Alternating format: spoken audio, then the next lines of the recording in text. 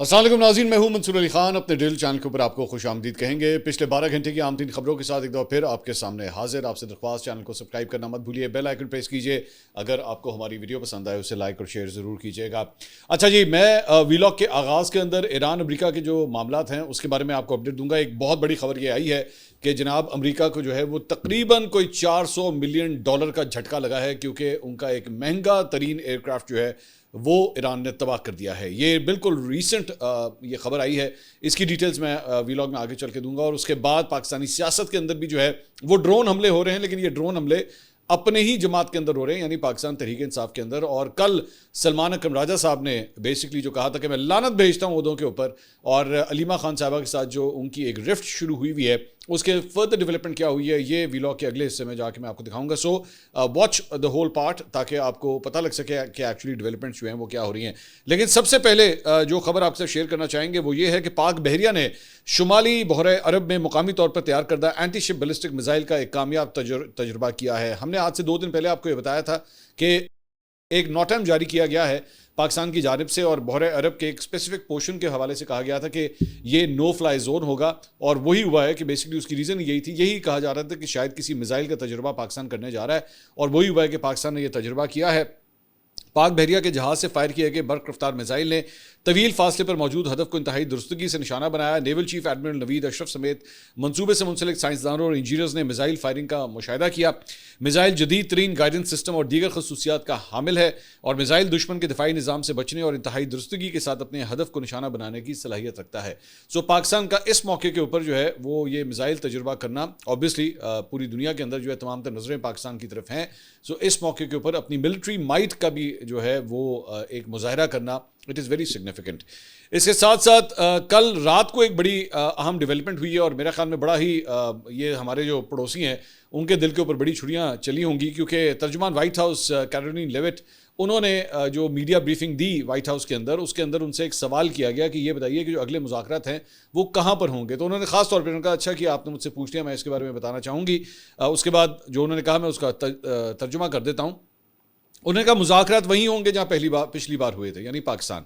उन्होंने कहा पाकिस्तान में हम पाकिस्तान की दोस्ती और काविशों को सराहते हैं। इस जंग में पाकिस्तान अकेला हमारा सालिस है। दुनिया के बहुत सारे ममालिक ने सालसी की ऑफर की, लेकिन सदर ट्रंप ने सिर्फ पाकिस्तान के जरिए ही मुज़ाकरात करने को तरजीह दी है। तो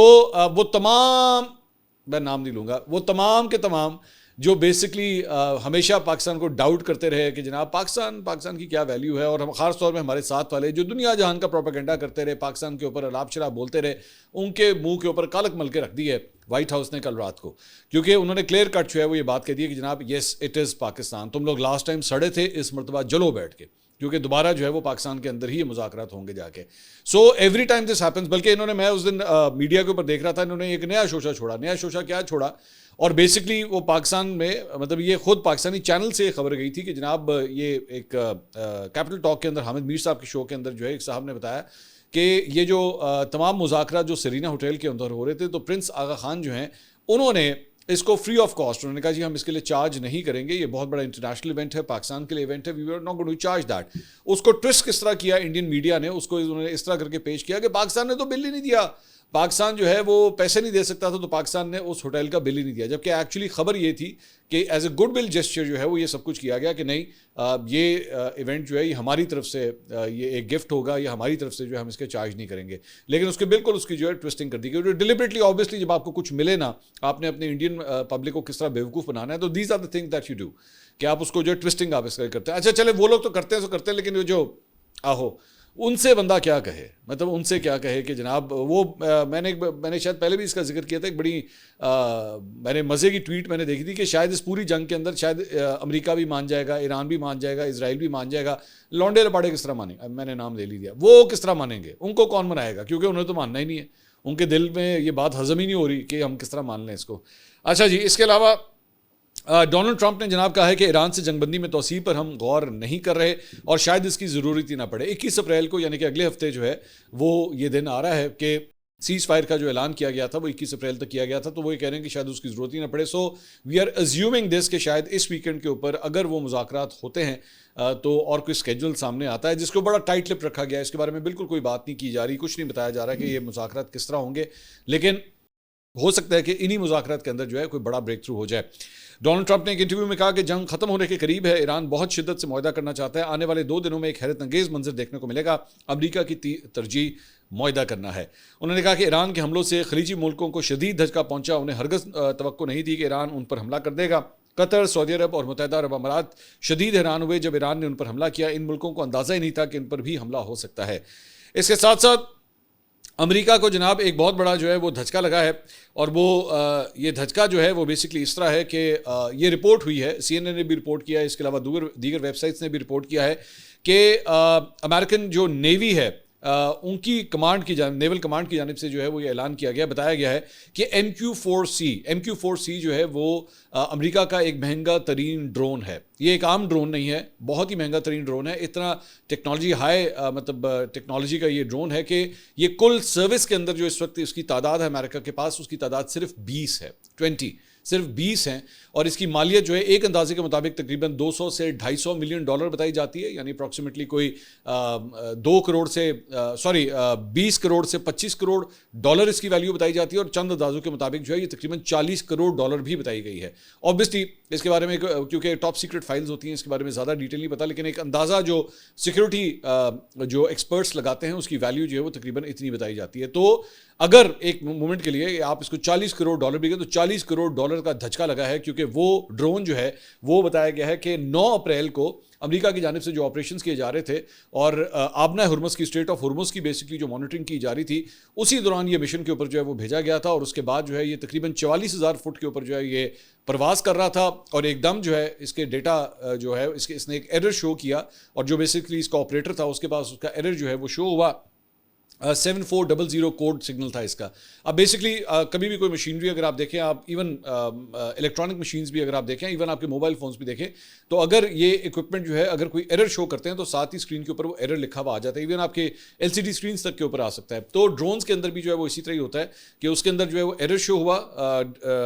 7400 کا ایرر جو ہے وہ شو ہوا, اور اس کا مطلب یہ تھا کہ جو کمیونیکیشن تھی between the drone and the drone operator وہ اس میں خلل پیدا ہو رہا تھا, اور اس کے بعد 44,000 فٹ سے جو ہے وہ ایک دم ڈراپ ہوا, اور اس کے بعد اگلا جو اس کا سگنل آیا وہ 9,000 فٹ کے اوپر آ گیا, اور 9,000 فٹ کے اوپر بھی جو ہے وہ اس نے 7700 کا جو ہے وہ اس نے آخری سگنل دیا, اور اس کے بعد جو ہے ریڈار سے وہ ڈرون غائب ہو گیا. اب یہی کہا جا رہا ہے کہ ایران کی جو پاسداران انقلاب ہے شاید انہوں نے اس ڈرون کو جو ہے وہ نشانہ بنایا ہے, اور اس کی وجہ سے جو ہے وہ تباہ ہو گیا ہے. تو امریکہ کو, اور یہ ریسنٹلی مطلب پچھلے 24 گھنٹے کے اندر ان کی نیول کمانڈ نے باقاعدہ طور پہ جو ہے وہ اس کا اعلان کیا ہے کہ جناب گواچ گیا جی, سانوں نہیں لبدا پیا. تو یہ ان کے ساتھ جو ہے وہ ریسنٹ, اور مطلب اگر آپ پوری ایک لسٹ اٹھا کے دیکھیں جس میں کہ F-15 شامل ہے, جس میں ان کے اور کئی جہاز جو ہے وہ کھڑے ہوئے جہاز جو ہیں وہ شامل ہیں جن کو مختلف ایئر بیسز کے اوپر جو ہے وہ نشانہ بنایا گیا تھا. اب اس کے اندر یہ ایک مہنگا ترین ڈرون جسے بتایا جاتا ہے کہ دنیا کے اندر جو ہے ایڈوانس ترین ڈرون کے طور پہ اس کو کنسیڈر کیا جاتا ہے, وہ بھی امریکہ کے آرسنل میں سے جو ہے وہ کم ہو گیا ہے.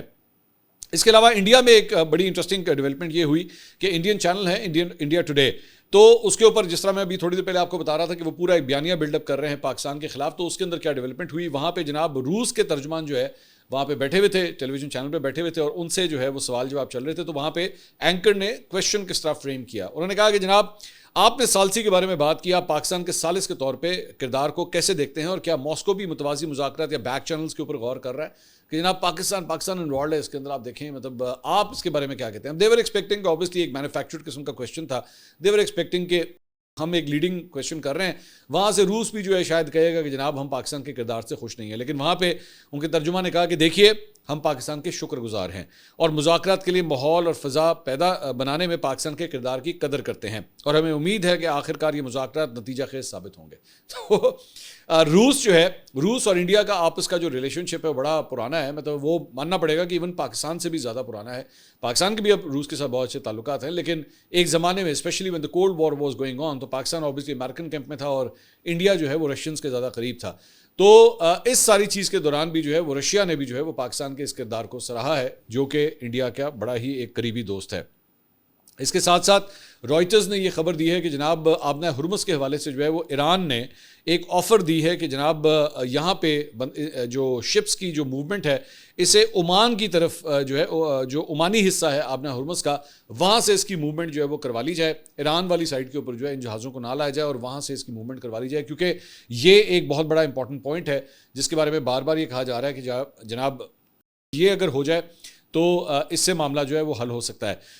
اب یہ جو ہے وہ ذرائع نے یہ نہیں بتایا کہ آیا ایران کے علاقے میں بچھائی گئی بارودی سرنگوں کو صاف کرنے میں بھی رضامند ہوا ہے ایران یا نہیں، اور نہ ہی یہ واضح ہے کہ آیا تمام جہاز حتیٰ کہ وہ بھی جن کا تعلق اسرائیل سے ہو آزادانہ طور پر گزر سکیں گے وہاں سے یا نہیں۔ لیکن فی الحال یہ ایک پرپوز جو ہے وہ کیا جا رہا ہے کہ عمان والی سائڈ کو استعمال کیا جائے شپس کی موومنٹ کے حوالے سے۔ اس کے علاوہ ایرانی رہبر اعلیٰ مجتبیٰ خامنائی کے مشیر محسن رضائی نے کہا ہے کہ ہم آبنہ ہرمز اس وقت تک نہیں چھوڑیں گے جب تک ہمارے حقوق مکمل طور پر تسلیم نہیں کر لیے جاتے۔ محسن رضائی پاسداران انقلاب کے سابق کمانڈر ان چیف بھی رہ چکے ہیں۔ انہوں نے ایک انٹرویو میں کہا کہ امریکی مسلسل جنگ سے خوفزدہ ہیں جبکہ ہم ایک طویل جنگ کے لیے پوری طرح تیار ہیں اور اس کا بھرپور تجربہ رکھتے ہیں۔ انٹرویو میں انہوں نے ڈونلڈ ٹرمپ اور امریکی وزیر جنگ پیٹ ہیگسیت کے بیانات کا حوالہ دیتے ہوئے کہا کہ اگر ایرانی بحریہ تباہ ہو چکی ہے تو پھر امریکہ آبنہ ہرمز سے گزرنے کی جرات کیوں نہیں کرتا۔ اور ساتھ ہی ساتھ ابھی میں نے آپ کو یہ 9 اپریل کے حوالے سے بھی میں نے آپ کو بتایا کہ جناب انہوں نے کہا ہے کہ جی 9 اپریل کو جو ہے وہ ہمارا آلریڈی ایک ڈرون جو ہے وہ گم چکا ہے۔ تو اس کے علاوہ جناب ایک اور چند خبروں کے اندر امریکی صدر ڈونلڈ ٹرمپ نے سوشل میڈیا کے اوپر جو ہے وہ ایک بیان جاری کیا۔ انہوں نے کہا وہ اسرائیل اور لبنان کے درمیان کشیدگی میں کچھ کمی کی کوشش کر رہے ہیں۔ لبنان کا جو معاملہ ہے وہ لاسٹ ٹائم ایک بڑا امپورٹنٹ سٹیکنگ پوائنٹ تھا جس کے حوالے سے ایران نے کہا تھا کہ لبنان کے اندر بھی جو ہے وہ جنگ بندی بہت ضروری ہے۔ تو ڈونلڈ ٹرمپ یہ کہہ رہے ہیں کہ میں وہاں پہ بھی جو ہے کشیدگی میں کمی کی کوشش کر رہے ہیں، اور دونوں ملکوں کے رہنماؤں کے درمیان کافی عرصے سے بات نہیں ہوئی، تقریباً 34 برس گزر چکے ہیں، یہ رابطہ کل ہوگا۔ یہ اسرائیل اور لبنان کے درمیان بھی جو ہے وہ اب گفت و شنید اور بات چیت کا سلسلہ جو ہے وہ شروع ہو رہا ہے۔ دوسری جانب امریکی صحافی براک ریوڈ نے ایک ٹویٹ کیا، انہوں نے کہا سینئر امریکی اہلکار نے مجھے بتایا کہ امریکہ نے اسرائیل سے لبنان میں جنگ بندی کے لیے نہیں کہا اور یہ ایران کے ساتھ مذاکرات کا حصہ نہیں ہے، لیکن صدر اسرائیل اور لبنان کے درمیان معاہدے کے ایک حصے کے طور پر دشمنی کے خاتمے کا خیر مقدم کریں گے اور خوش بھی ہوں گے اگر ایسا ہو جاتا ہے۔ اس کے ساتھ ساتھ یہ ویڈیو آپ کو دکھانا چاہیں گے، مقبوضہ مغربی کنارے کے شہر نابلس میں ایک چھاپے کی کوریج کرنے والے صحافیوں کی طرف جو ہے اسرائیلی فورسز کی جانب سے ایک گرینیڈ پھینکا گیا۔ اندازہ کریں کہ جرنلسٹ کی جانب جو ہے وہ ایک گرینیڈ پھینکا گیا۔ فلسطینی میڈیا کے مطابق اسرائیلی فوجیوں نے ایک اسرائیلی آبادکار گروہ کے ساتھ مل کر ایریا اے میں واقع یوسف کے مزار پر دراندازی کی جو مکمل طور پر فلسطینی اتھارٹی کے کنٹرول میں ہے، اور وہاں پہ اسرائیلی کی جانب سے جو ہے وہ یہ حرکت ہوئی ہے۔ اس کے علاوہ اسرائیلی soldiers attack Palestinian children outside the school with tear gas. اندازہ کریں کہ بچوں کے اوپر جو ہے وہ آنسو گیس کے ساتھ جو ہے وہ فائر کیے گئے ہیں، آنسو گیس کے گولے جو ہے وہ جو کینسٹرز ہوتے ہیں وہ ان کی طرف پھینکے گئے ہیں۔ یہ کتنے کو ظالم لوگ ہو سکتے ہیں کہ وہ بچوں کو بھی نہیں چھوڑتے۔ اس کے علاوہ اسٹاک مارکیٹ اور آئل مارکیٹس کے حوالے سے بھی آپ کو اپڈیٹ دیتے ہیں۔ بائی دا وے آج جمعرات کا دن ہے، بہت سے لوگوں نے مجھے یہ بھی کویسچن کیا ہوا ہے کہ جناب کیا اس مرتبہ پیٹرول اور ڈیزل کی قیمتیں مزید کم ہوں گی؟ ہونی تو چاہیے، بالکل ہونی چاہیے، کیونکہ لاسٹ ٹائم جو کمی ہوئی تھی وہ بہت کم تھی۔ بہت سے لوگوں نے اس کا شکوہ کیا تھا کہ پیٹرول کی قیمتیں بہت کم جو ہے وہ اس میں کمی ہوئی ہے، اس مرتبہ جو ہے وہ ہونی چاہیے۔ ابھی تک کم از کم میں جو آئل پرائسز ہیں وہ $96.5 کے اوپر جو ہے وہ آئل اس وقت جو ہے وہ ٹریڈ کیا جا رہا ہے، جبکہ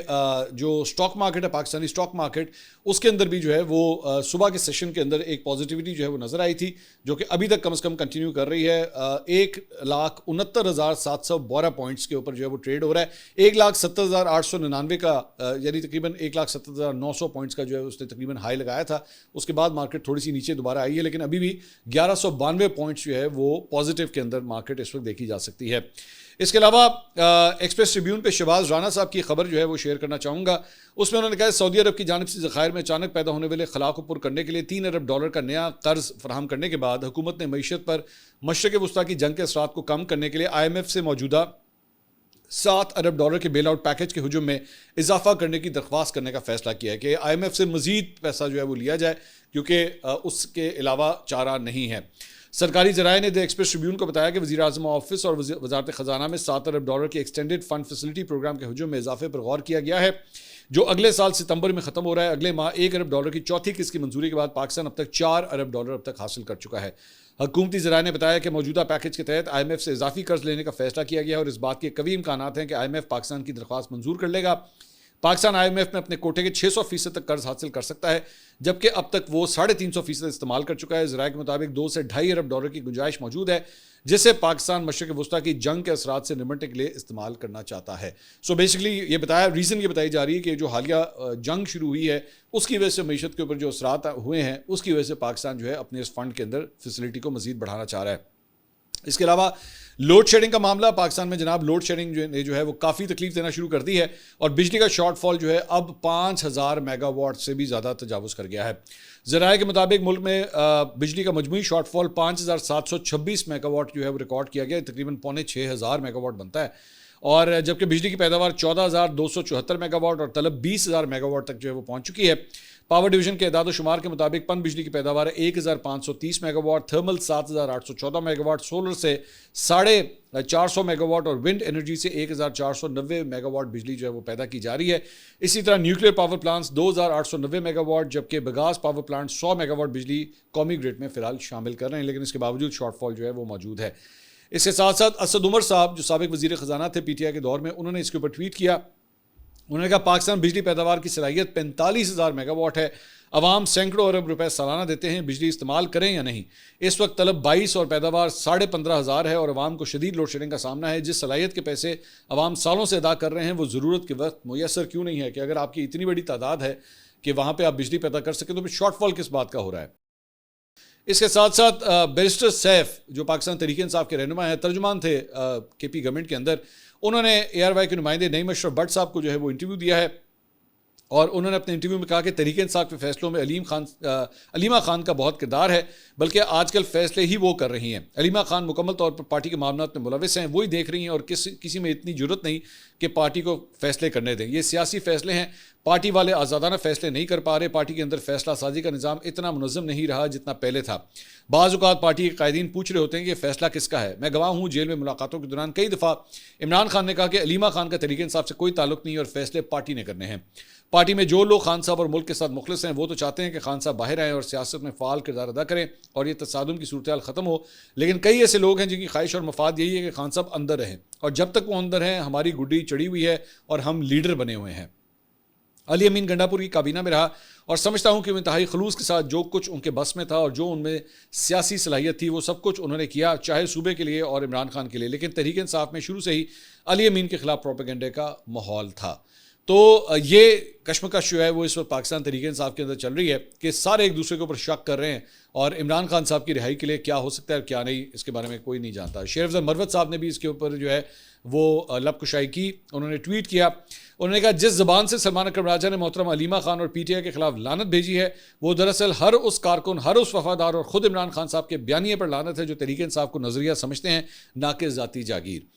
ابتدا ہی سے ان کی بطور سیکرٹری جنرل تقرری ایک کمزور، غیر قانونی اور غیر دانشمندانہ فیصلہ تھا، ایک ایسا فیصلہ جس نے مشکل ترین وقت میں پارٹی کی کمر توڑ دی۔ آج وہ خود اعتراف کر رہے ہیں کہ انہیں منتیں کر کے لایا گیا، تو پھر سوال یہ ہے کہ میرٹ کہاں تھا، قابلیت کہاں تھی؟ جب میں نے علیمہ خان کے الزامات کا جواب دیا تو یہی شخص اور اس کے زیر اثر سوشل میڈیا بریگیڈ مجھے نشانہ بناتے رہے۔ جب اس نے خود میرے خلاف میڈیا پر گفتگو کی میں نے تب بھی اسے آئین اور قانون کے دائرے میں جواب دیا، مگر آج اس کی اپنی زبان اس کے کردار کا پوسٹ مارٹم کر رہی ہے۔